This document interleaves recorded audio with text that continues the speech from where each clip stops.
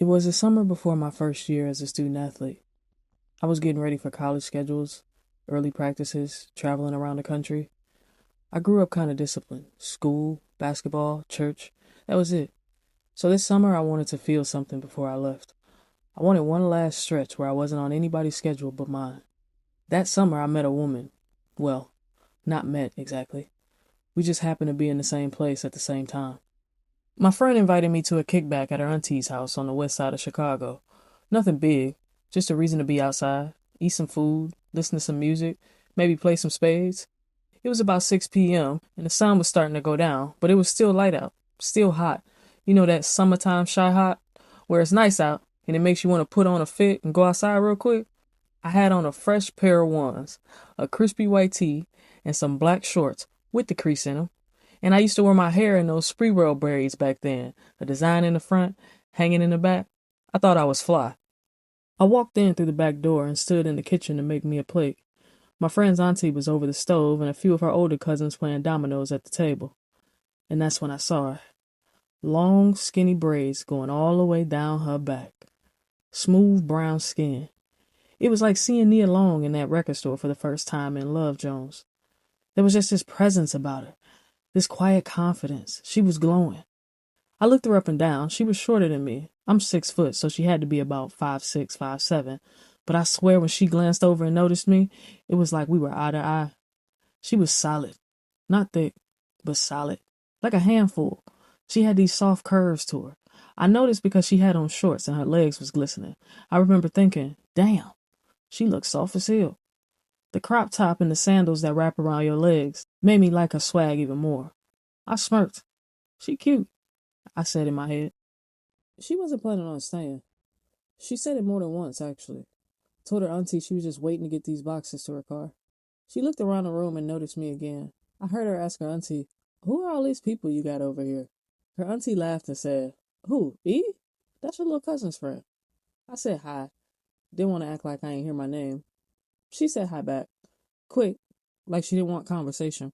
A few minutes later, some of her cousins brought the boxes up from the basement, but they saw the food was ready, so they put the boxes down to make their plates. My friend's auntie looked at me and said, "E, you done eating? Can you help my niece take those boxes to her car?" I said, "Yeah, cool." She stood up and looked me up and down, grinned and said, "Those boxes.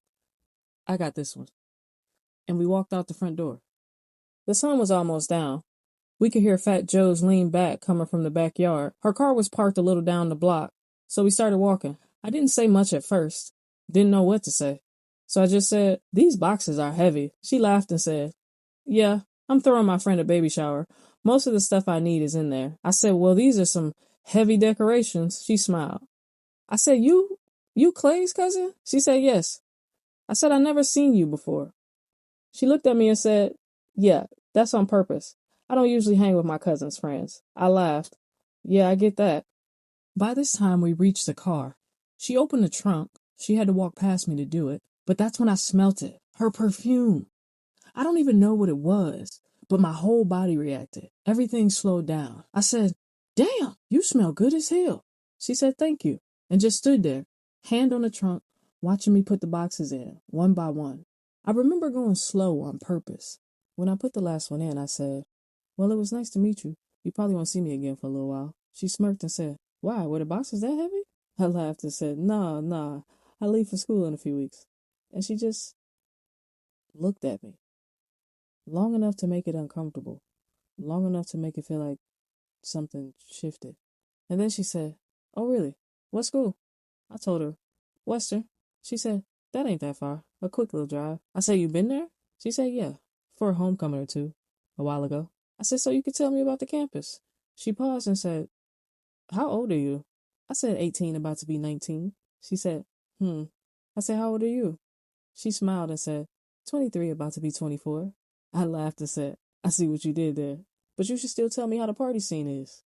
She looked at me curious. She had these soft eyes, like she spoke more with her eyes and her body than with her words. She said, "Do you have a phone?" I said, "A phone?" "Yes." She said, "So you have a number?" I laughed and said, "Yes." She pulled out her phone and I pulled out mine. She said, "What's your number?" I gave it to her.